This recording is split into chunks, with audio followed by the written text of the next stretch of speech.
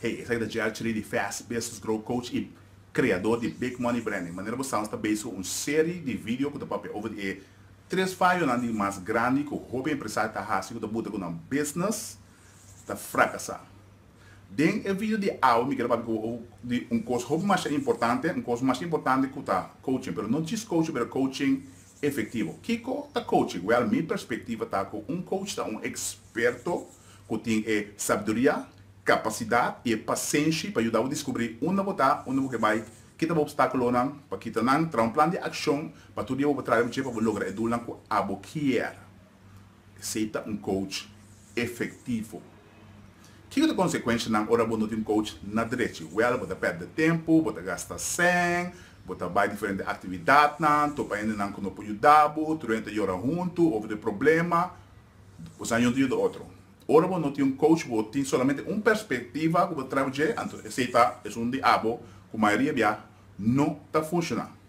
Um coach tem capacidade de vercortar o learning process, para você bypass do problema não está necessário, primeiro você avaliar que eu tenho que fazer. Um coach mais importante.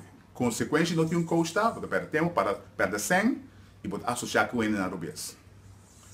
Como para você um coach na direita? Well, para começar a investigar quem é coach, que está seu valor e que o seu valor está alinhado com o seu nível e que você tem capacidade em realidade para ajudar.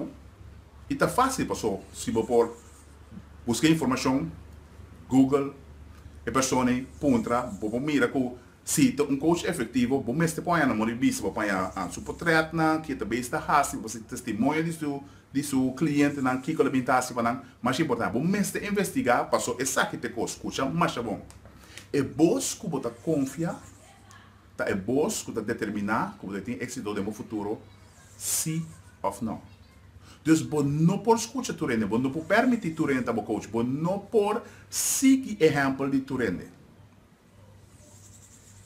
Se você é exitoso no negócio e no life, você escolhe um coach que sabe o que está fazendo, ele quer para você, tem paciência, tem sabedoria e ele willing para dar mais do que você paga. Um coach é mais importante para fazer diferença com a você demo vida e demo life. Hey, se é vídeo que ajudava, me quer para clique, like, share com os friends e me mirar o seguinte vídeo que vai estar mais importante.